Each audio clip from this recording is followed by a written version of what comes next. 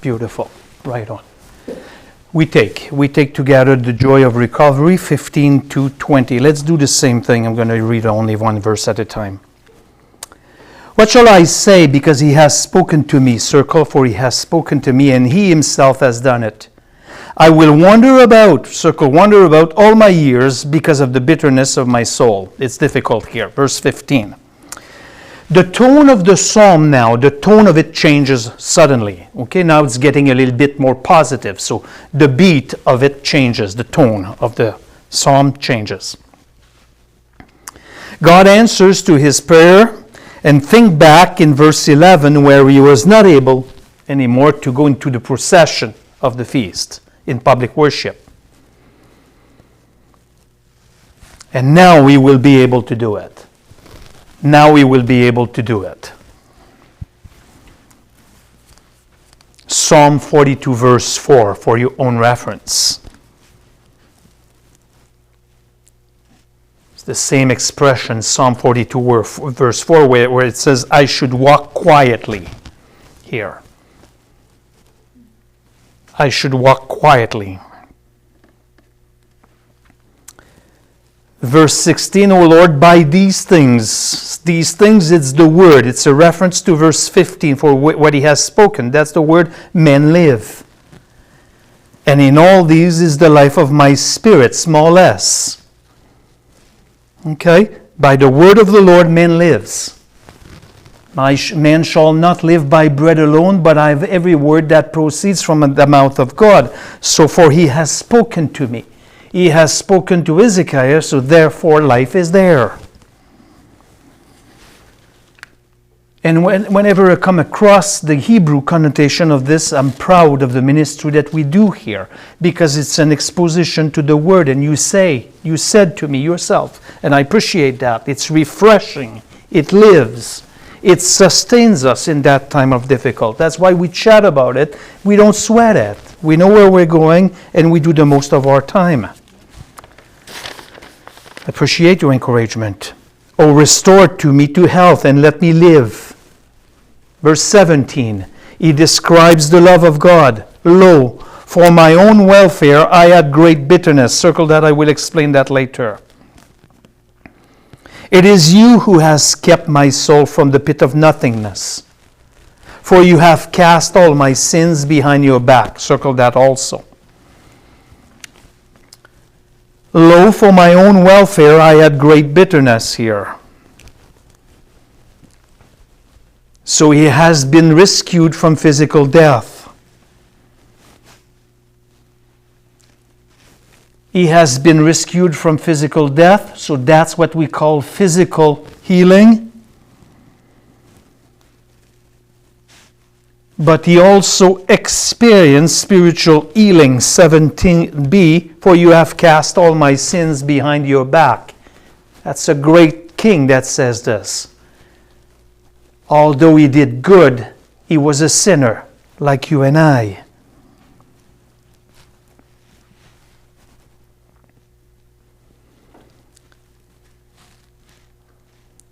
He experienced both physical healing and also spiritual healing, not in a salvation sense, but in the sense of being restored.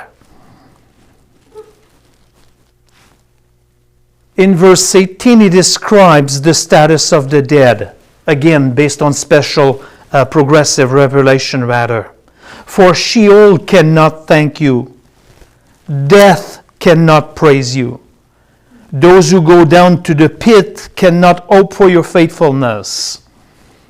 Okay? Remember one thing that will surprise you right now. Remember one thing here.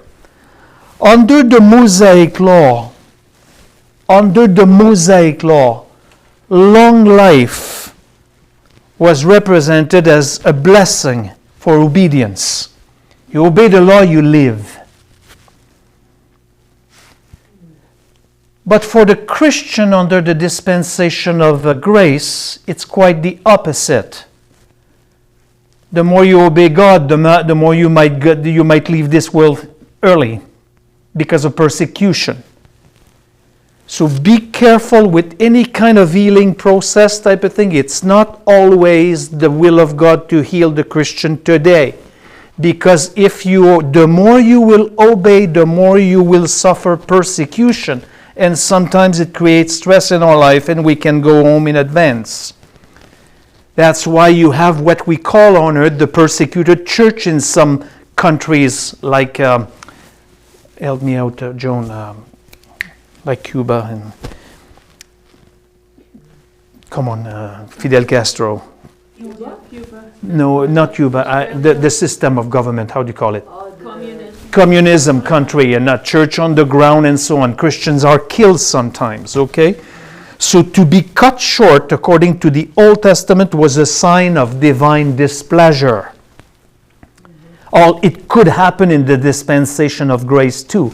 But to be cut short, meaning to die at the age of 39 like Hezekiah, was a sign of divine displeasure. So this will help you to understand verse 18.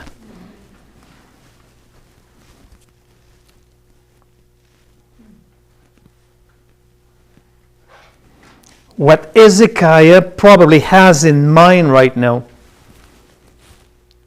it's those who might have been sent to Sheol because of specific sin, like Numbers, the rebellion of Korah, when the earth swallowed up the people that rebelled against Moses. That's probably what he had in mind.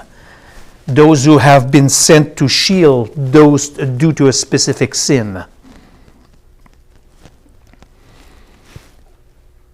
And on the other hand, to take all this, to understand, think always when you read your Old Testament scriptures, always keep this in mind here. Hezekiah did not have the revelation that we have concerning the place of the dead. In verse 18, Sheol cannot thank you or celebrate you. Once again, that's the solemn processions. The dead cannot go back to the temple and get into the ritual of the feast, where there is joy and lights and so on. Specifically at the Feast of Tabernacle.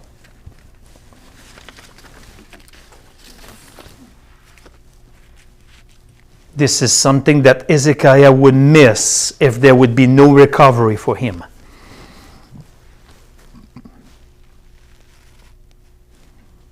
Same with verse 19. It is like the living who give thanks to you as I do today. A father tells his son about your faithfulness here. Once again, a limited knowledge. And notice in verse 19b here, a father tells his son about your faithfulness. Now, with the 15 years that he has on his life added by God, he will have sons. One of them will be the next king, Manasseh. Okay? He doesn't have any son right now, but he recovers and he's going to gain 15 years and he will have sons. And one of them is Manasseh, who will end up being a bad king. You can see right now as I pause for a minute, once again, the exactitude of the attributes of God. We have a good king right now. He could have appointed somebody else of the house of David. Be with me for a second. It's not in my note. Francois, you will die. You're 39. I turn to the wall and I do a prayer. Don't do that to me. I've been faithful. Okay, I will add 15 years. Okay? The plan of God, the old house of David, you will never lack a man to sit on the Davidic throne. But the next guy that will come in scene, Manasseh, will be the very one that will cause the Babylonian captivity. So everything, good and bad, works always under the sovereignty of God the Father. Could have said, okay, I'll stop your lineage, appoint somebody that will be good also.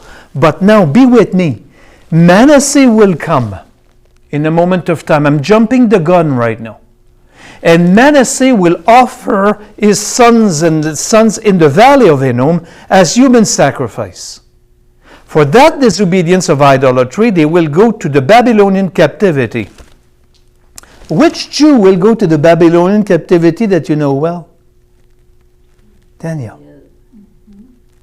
And he will be principal of the school of witchcraft, as you know. And God will find people out there. So bad actions of men, sometimes God turn the bad actions of people. Okay, this one will be bad, I will send the people there, but there I'm still in charge also. It's a beauty. Nobody can put a book like that together. It's beautiful. Okay, verse 20, we finish this. The Lord will surely save me, so we will play my song on the stringed instruments all the days of our life at the house of God.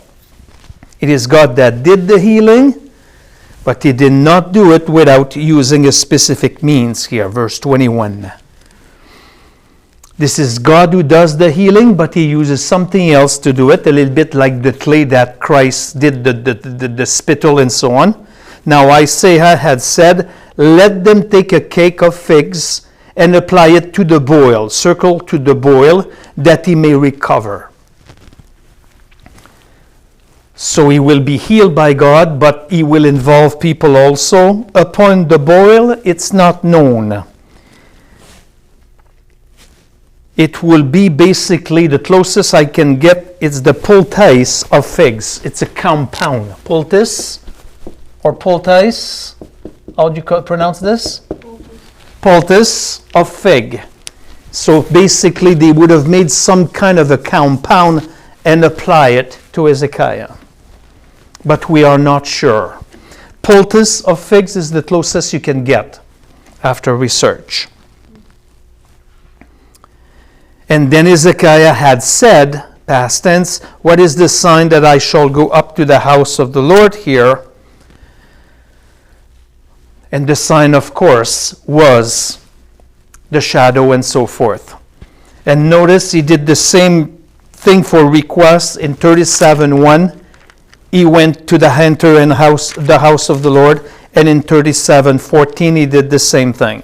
During the crisis, he went to the house of the Lord, into the presence of the Lord for the Old Testament saints. Yes. Do you have any information on the boil? No, not known. What I have on the boil is this, poultice of figs, a compote of some kind. Something that would have killed That's absolutely, that would have healed him, but it's not known, the boil. The Hebrew word for this is, they call it obscure meaning, and we cannot basically, we'll know that in the future for sure when we see him.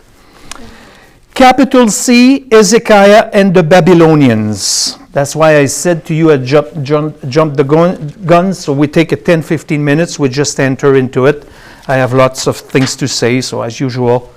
So capital C, Hezekiah and the Babylonians, chapter 39, verses 1 to 8. Visualize your passage here. 39, verses 1 to 8, also subdivided by Arabic numbers. Number 1, the visit of the Babylonians. Come with me, verses 1 and 2. At that time, Merodach-Baladan, son of Baladan, king of Babylon, sent letters and a present to Hezekiah, for he heard that he had been sick and had recovered. Hezekiah was pleased and showed him all his treasures, circled treasure's house, circled silver, gold, spices, precious oil, armory, and all that was found in his treasuries. There was nothing in his house, circled his house, nor in all his dominion, that Hezekiah did not show them. The them is the Babylonian.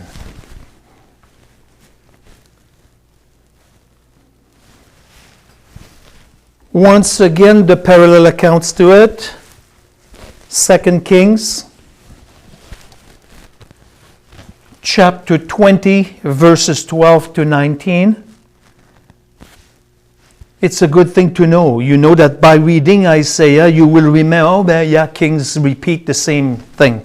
And 2 Chronicles, chapter 32, verses 24 to 31. 2 Kings, chapter 20, verses 12 to 19. and 2 Chronicles chapter 32, verses 24 to 31.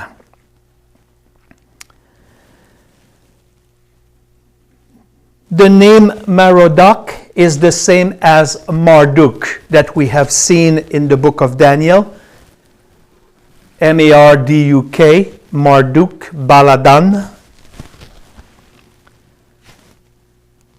Baladan is the name of his father. It means calf of the sun. Merodach, not Baladan, but Merodach means calf of the sun. Son, S-O-N, of Baladan. These are the Babylonian guy. Marduk was a chief god of what we call the Babylonian pantheon, because they had many gods. Pantheon, you write it this way. Calf of the sun. He's sending gifts to Hezekiah because he was sick and he was healed. Looks good, but it's done once again with ulterior motives. Make your notes. It's a bit plain and dry here, but it's okay. We'll go through as usual. Merodach Baladan. He captured Babylon and he ruled over Babylon from 721 to 710 BC. Merodach Baladan captured Babylon and he ruled from 721 to 710 BC.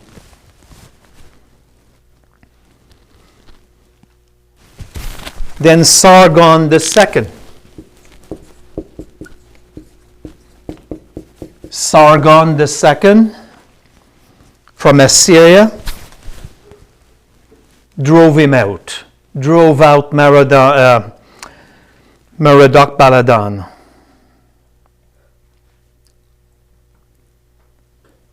Then Merodach Baladan recaptured Babylon. After he was driven out, he recaptured it, and he reigned for 9 months. In the year 704 and 703 BC. 704 and 703 before Christ. He reigned 9 months between 704 and 703. And then he was driven out again, but this time by Sennacherib.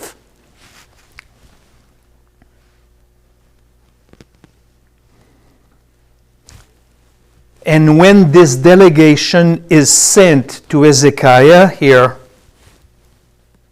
the delegation that sends gift right now to Zechariah right now, it's the second reign during the 9 months of 704, 703 BC. It's not during 721 and 710. It is during the 704 and 703.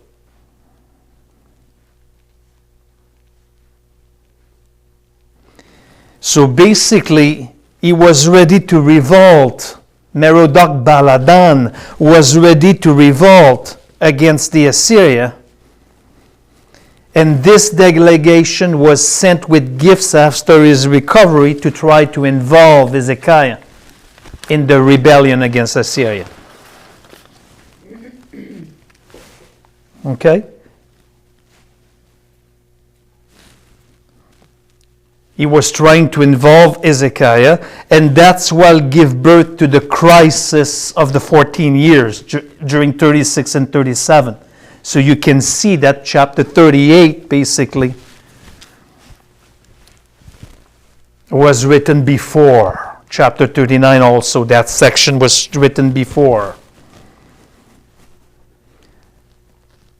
So it's in the sense that chapters 38 and 39 describe how some things happen before chapter 36 and 37 happened.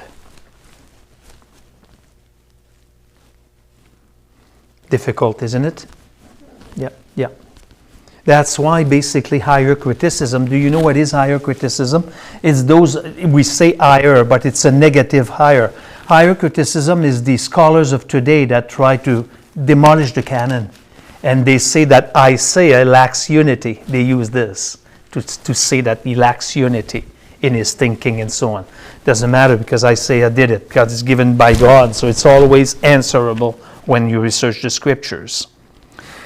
In verse 2, he shows unnecessary pride. Isaiah was pleased and showed them all the treasures and so on. He shows to the Babylonian absolutely everything. And he should not have done that. It's basically a lapse of faith from Hezekiah right now that he shows unnecessary pride, probably being very happy and a bit too open here to the Babylonian. Leading to point number 2, the inquisition or the investigation of Isaiah 3-4.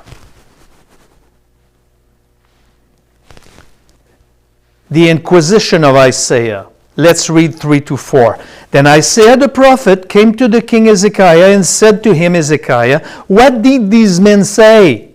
And from where have they come to you? Circle, from where have they come to you? And Hezekiah said, they have come to me from a far country, from Babylon, Isaiah.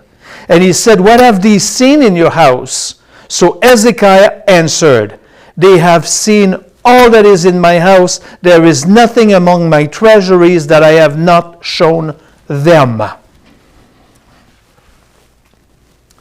They're from Babylon, the east. What they have seen, I like Hezekiah. He doesn't lie to the prophet. Hezekiah gave a specific, honest confession. He's not hiding anything. And now he probably starts to realize that he did not do a good thing. I'm glad that he is not afraid of God. He is not afraid of God through the prophet. I confessed. There is nothing that I have not shown them. Because he knows that Isaiah is a prophet and he doesn't lie. This is a quality of Hezekiah. He's not shrinking. Tell the truth. It's a beautiful example of telling the truth. And then comes the judgment of God, 39:5-7. Arabic number 3 on your outline. We finish with what we see right now. The judgment of God and the repentance of Hezekiah. The judgment of God, 5, 6, and 7. Then Isaiah said to Hezekiah, hear the word of Jehovah of hosts. Behold, the days are coming when all that is in your house and all that your fathers have laid up in the store to this day will be carried to Babylon. Nothing will be left, says Jehovah. And some of your sons, circle that, some of your sons, he doesn't have them now, who will issue from you, whom you will beget, will be taken away, and they will become officials in the palace of the king of Babylon. Okay? We carry on with this. This is the judgment of God. The message is from Isaiah, and the message, of course, you write it down because now it starts to make sense to you. The Assyrian invasion came before the Babylonian captivity. We studied it last year in Isaiah. So what's the message from the prophet Isaiah from God? The Babylonian captivity will come in about 100 years. It's very short. Not right now. It will come in 100 years. What is 100 years? You turn around and that's it. I'm 61. Where did it go? All of the possession of Hezekiah will be taken to Babylon. Scriptures. All the possession that he showed with Merodach Baladan will be taken to Babylon. 2 Kings 24:13. 2 Kings 24:13. 2 Kings 25, 13-17. 2 Kings 25, 13-17. 2 Chronicles 36. 2 Chronicle 36, 7-9. Daniel chapter 1, verse 2. I repeat them all one more time. 2 Kings 24:13, 2 Kings 25, verses 13 to 17, 2 Chronicles 36, 7 to 9, and Daniel chapter 1, verse 2. Verse 7, and some of your sons will issue from you, whom you will beget will be taken away, they will become official, and so on. Their own house will be taken to Babylon. Notice 7a, your sons. And now that he has recovered, he will have sons. Up to now, he has none. You want the fulfillment? Yes. 2 Kings 24. 2 Kings chapter 24, verses 12 to 16. 2 Chronicles chapter 36, verses 9 to 10. 2 Chronicles chapter 36, verses 9 to 10. And Daniel chapter 1, verse 2 again.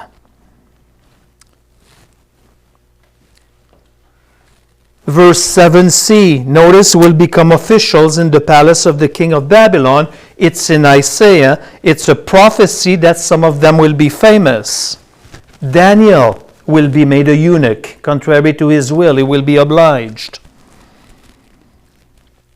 Part of the judgment of God. Part of the judgment of God on the house of David at this point. Daniel chapter 1, verses 3 to 7. Daniel will become a eunuch. It's part of the judgment of God. Because the fact that Daniel became a eunuch, it was not his personal choice. And it's a judgment of God upon the house of David for what will be happening in 100 years. And we close tonight with Arabic number 4, the repentance of Hezekiah, verse 8. You see, he does accept. Then Hezekiah said to Isaiah, the word of Jehovah which you have spoken is good. For he thought, for there will be peace and truth in my days. And he is right, there will be peace and truth in his days, but in 100 it's going to be a different ball game.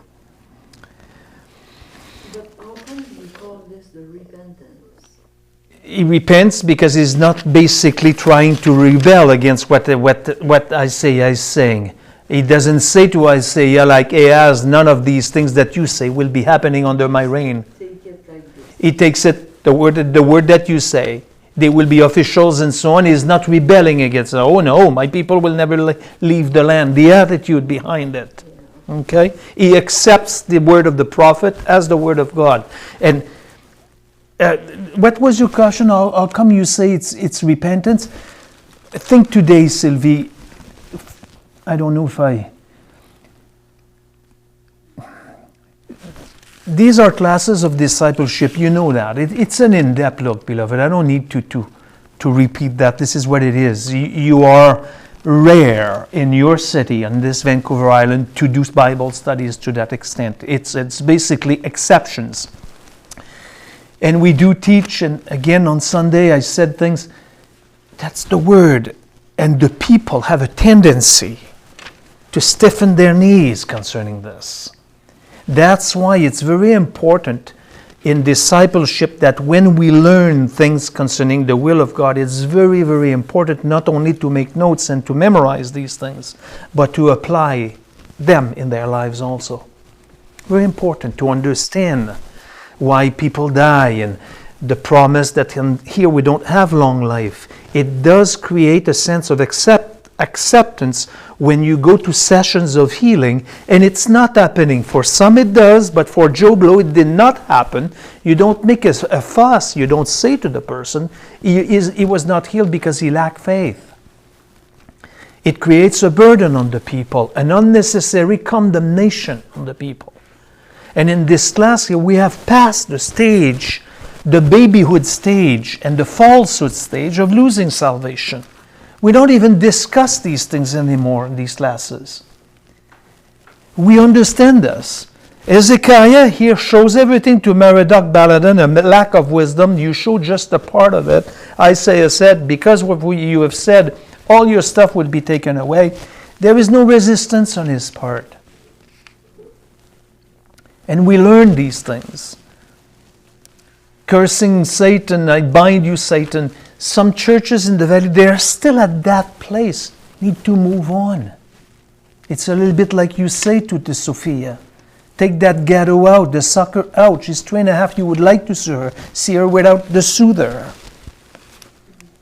Us, the soother, we spat it out. Not that we are better. No, this is not what I'm saying.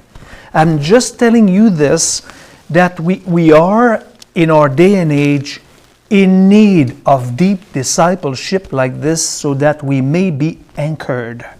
You live in Ladysmith, Terminus, you can see this big ship when you go on the little bridge on the coastline. They're anchored, they don't move, they do this, but they don't drift away.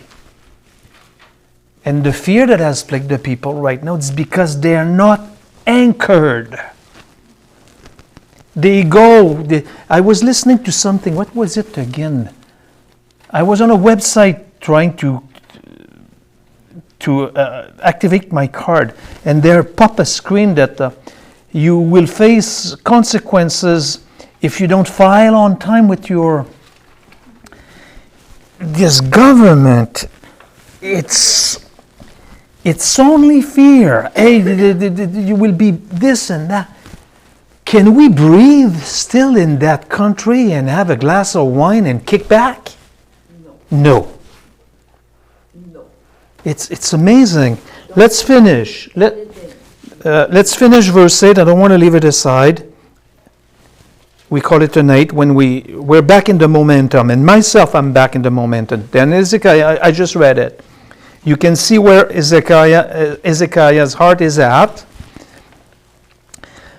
When he is rebuked, he repents of his thoughts. Okay, whatever God says, it's good. Turn with a moment to 2 Chronicles 32:24. Come with me for a quick moment. I'll just leave you with this. 2 Chronicles 32:24. I can't remember why I have this. 2 Chronicles 32:34. 2 Chronicles chapter 32, verse 24. In those days Hezekiah became mortally ill, and he prayed to the Lord, and the Lord spoke to him and gave him a sign. 25. But Hezekiah gave no return for the benefit he received, because his heart was proud. Therefore wrath came on him and on Judah and Jerusalem. However, Hezekiah humbled the pride of his heart, Sylvie, both he and the inhabitants of Jerusalem, so that the wrath of Jehovah did not come on them in the days of Hezekiah. He responded properly. That's the pride here. That's the issue of having shown everything here. Okay? And go to verse 31. Even in the matter of the envoys of the ruler of Babylon, who sent to him to inquire of the wonder that had happened in the land, God left him alone only to test him, that he might know all that was in his heart. So that's why he says the evil would happen, but not under my days. He recognized the mistake. Can you imagine for a moment? We turn around and he said, oh, I have no son and I would like 15 years. Manasseh is the next guy to take the throne, and he will be the worst of them all. Did he say, Hezekiah, maybe I should not have prayed that? I don't know. It's not in the text. I'm just fabricating it right now. This is the elevation of this incident. It does not take away, in the eyes of God, Hezekiah's spiritual state. Okay? God does not forsake him. Even the best of all men will eventually fall because of sin. And it doesn't include me and all of us. I'm done for tonight. I appreciate that. Thank you so much. It was great. I enjoyed my night. I'm back in the momentum.